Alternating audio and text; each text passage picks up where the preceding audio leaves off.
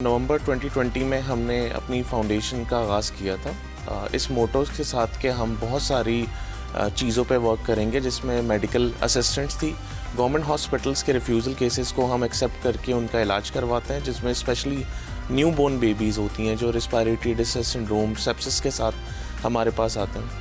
इसके अलावा हम एजुकेशनल केसेस पे सपोर्ट करते हैं। बहुत सी ऐसी फैमिलीज़ हैं जो 1500-1000 रुपीज़ भी पे नहीं कर सकते अपने बच्चों की फ़ीसेस के लिए, लेकिन वो बच्चे बहुत अच्छा पढ़ते हैं, तो हम हर महीने उनकी फ़ीसेस को पे कर रहे होते हैं। इसके अलावा राशन ड्राइव्स हैं, रमज़ान ड्राइव्स हैं, थरपारकर में पानी के हैंडपम्प्स हैं। हम लेस देन 3 इयर्स में अराउंड 530 हैंडपम्प्स लगा चुके हैं। इसके अलावा मस्जिदों की कंस्ट्रक्शंस हैं उन एरियाज़ में, वहाँ बहुत ज़्यादा ज़रूरत रहती है। ये सारे केसेस हैं जिन पे हम थ्रू आउट द ईयर काम करते हैं। अच्छा, आपकी फाउंडेशन का नाम क्या है? जुनैद अहमद फाउंडेशन। जुनैद अहमद फाउंडेशन है। अच्छा, अभी हम क्योंकि रमज़ान के महीने में बैठे हैं और अक्सर जो है वो रमज़ान के महीने में प्रॉब्लम यहाँ अराइज़ होती है कि खाने की शॉर्टेज हो जाती है हर जगह। उसकी 2 वजूहत हैं। एक तो लोग जाके बहुत ज़्यादा खाना लेके ख़त्म कर देते हैं मार्केट से, हालांकि महंगी हो जाती हैं चीज़ें, और दूसरी चीज़ ये कि जो लोग मोहताज हैं उन तक वो चीज़ें नहीं पहुँच पाती। सो आप तो दस्तरखान भी लगाते हैं आई बिलीव, इफ्तार के भी और सहरी के भी, तो ये कहाँ है? हम बेसिकली सिर्फ अफ्तार पे फोकस करते हैं, और अफ्तार जो है वो हम मिलेनियम मॉल के करीब जगह गुलशन जमाल वहाँ पे लगाते हैं, और पिछले कोविड से पहले से हम लगाते हैं। कोविड में हम बॉक्सेस डिस्ट्रीब्यूट करते थे क्योंकि बिठाना अलाउ नहीं था जी, तो अब जो है वो हम बिठा के वहाँ पर सर्व करते हैं लोगों को। इसके अलावा आपने राशन की जो बात की, हमारा राशन का क्राइटेरिया बहुत ज़्यादा स्ट्रॉन्ग है। हम पूरे साल, ये नहीं कि हम रमज़ान में एक्टिविटीज़ करते हैं, हम through out the year activities करते हैं। प्रॉपर वेरिफिकेशंस होती हैं जिसमें विजिट्स करते हैं, देखते हैं, समझते हैं और परखते हैं वेदर वो ज़रूरतमंद है भी कि नहीं। अच्छा, तो उन्हीं में से हम लिस्टों को through out the year sort out करते हैं। हमारा एक मकसद होता है कि हम रिपीटिशन ऑफ केसेस ना करें, मीन पिछले साल जिसको दिए इस साल दोबारा ना देना पड़े। अगर वो रोज़गार कर सकता है तो उसको रोज़गार का सेटअप करके दे। हाँ, ये बड़ी अच्छी चीज़ है। ये किस तरह से आप मुमकिन बनाते हैं? मैम, इस तरीके से होता है कि हम एक लिमिटेड बजट में उनको रोज़गार सेटअप करके दें उनकी पसंद से। मिसाल, someone is interested in having a fries setup, तो हम उसे फ्राइज का सेटअप करके देते हैं। अगर कोई वेजिटेबल कार्ट करना चाहता है तो हम उसको वेजिटेबल का कार्ट करके देते हैं, और इस तरीके के रोज़गार केसेस में हम उन्हें सपोर्ट करते हैं। अभी मेरे पास एक केस आया हुआ है, एक विडो रिसेंटली डाइवोर्स खातून है, उन्हें अभी ईद के लिए पॉलर का एक सेटअप चाहिए था, तो we posted on our Facebook and अल्हम्दुलिल्लाह हमारे पास कलेक्शन रात तक हो जाएगी, कल हम उन्हें परचेज करके दे देंगे। तो उनका एक सीजन अच्छा गुजर जाएगा, उसके आगे भी वो कंटिन्यू। और ये जो ईद का सीजन है इसमें तो माशाल्लाह से पार्लर्स का जो है ना बड़ा जी बड़ी रश रहती है पार्लर्स में। तो हम एक लिमिटेड बजट में ही लिमिटेड रोजगार करके देते हैं, और दूसरा ये नहीं कि सिर्फ लगा के देते हैं, हम उसको विजिट भी करते रहते हैं थ्रू आउट द ईयर कि वो चल भी रहा है नहीं चल रहा।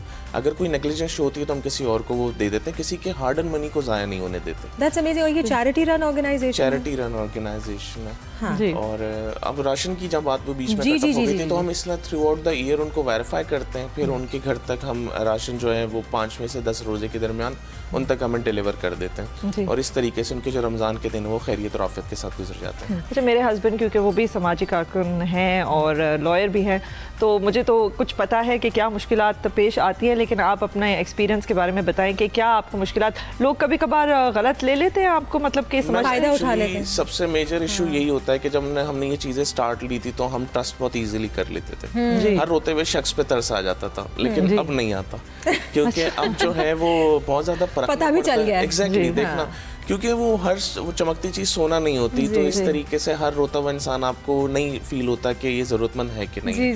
क्योंकि जब हम किसी से क्रॉस क्वेश्चन करते हैं ना, तो हमारा इजी क्वेश्चन होता है कि हम आपके पास विजिट करना चाहते हैं, तो कुछ लोग वहीं से बैक हो जाते हैं, हमारी फैमिली अलाउ नहीं करती, ये नहीं करती। जब फैमिली अलाउ नहीं करती तो फिर आपको नहीं मांगना चाहिए, तो बहुत सारे लोग छुपा के मांगते हैं और फिर उसका गलत इस्तेमाल होता है। तो हम प्रॉपर वेरिफिकेशंस करते हैं, जाके देखते हैं, अपनी जान को भी खतरे में डालते हैं, क्योंकि कराची के बहुत सारे एरियाज ऐसे हैं कि जो बहुत ज़्यादा खतरनाक है। खुदा ना खास्ता जो है ना कोई इस तरह के हों, जैसे तो अब तो मसाजिद को भी लूट लिया जाता है, तो ये सारी ऐसी होली प्लेसेस में भी जहाँ चंदा इकट्ठा होता है वहाँ भी लूट लिया जाता है, तो हम तो किस खेत की मूली हैं, हेल्प करने के लिए जा भी रहे हैं। ऐसा ही है। तो सबसे मेजर चीज़ आपकी अपनी जान का खतरा होता है, लेकिन ये कि जब लोगों की सपोर्ट होती है तो एक हिम्मत आती है, फिर अल्लाह ताला भी गैब से मदद करते हैं और हम लोगों की मदद के लिए निकलते हैं, तो अल्हम्दुलिल्लाह वो मसला भी हल हो जाता है और मदद भी हो जाती है। अच्छा जुनैद, मैं आपसे ये पूछना चाहूँगी कि हर किसी का अपना पर्सनल एक एक्सपीरियंस रहा होता है जिसकी वजह से वो इंस्पायर इंस्पायर होकर इस काम की तरफ गामजन हुआ। जी। तो आपकी ज़िंदगी में ऐसा क्या एक्सपीरियंस था जो आपने सोचा कि मैं ये करना चाहता हूँ? मैम बहुत सेवरल केसेस हमने देखे अपनी लाइफ में।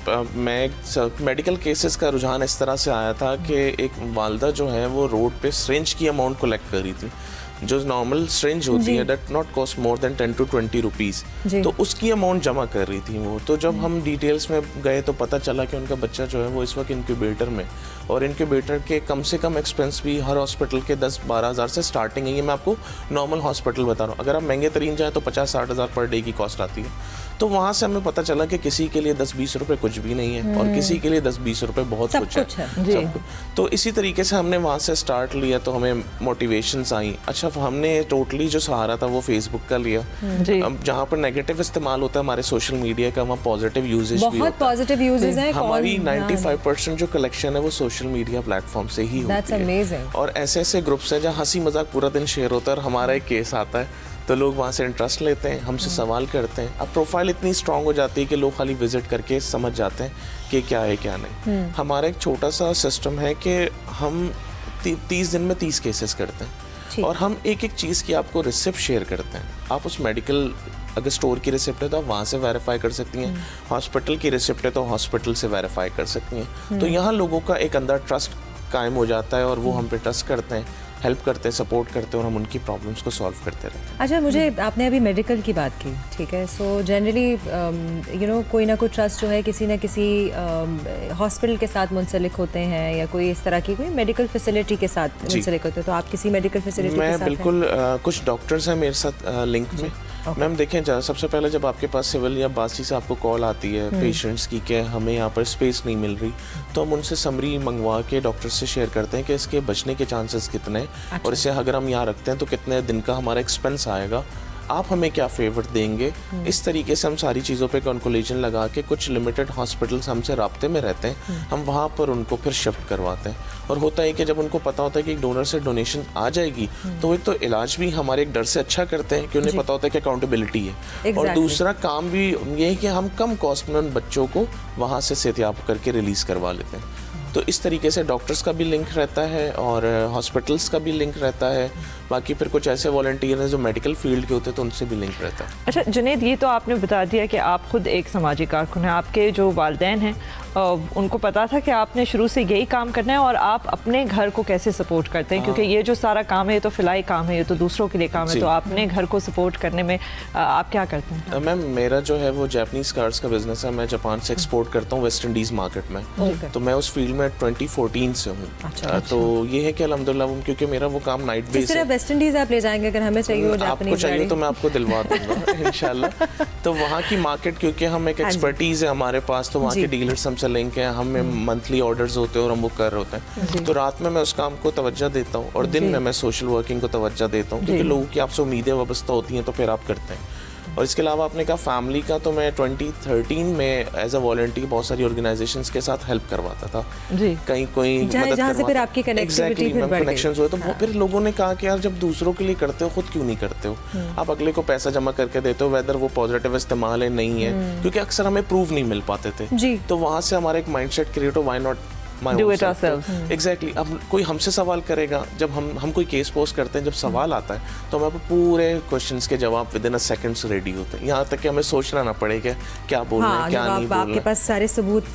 एग्जैक्टली। और फैमिली की तरफ से एक फैमिली में कोई ऐसा सोशल वर्किंग की तरफ नहीं था। हाँ, तो ये मैं कह रही हूँ ना, एकदम से आपका रुझान इस तरफ की काफ़ी डिफरेंस है। असल में बात वही है कि जब आप बड़े होते हो और हमारी एज के लड़के उस वक्त आपको पता है वो टीनेजेस होती हैं या नेगेटिव इस्तेमाल की तरफ होता है, लेकिन हमने शुरू से सोचा था कि कोई पॉजिटिव काम अपनी ज़िंदगी में किया जाए। तो जब आप नेकी के रास्ते पे आते हो और इस तरीके के काम करते हो तो लोग भी मिलते हैं, रास्ते भी खुलते हैं और आपको लाइक माइंडेड लोग भी मिल जाते हैं ना, लाइक माइंडेड लोग भी मिलते हैं, तो आपके लिए वो रास्ता इतना मुश्किल नहीं होता।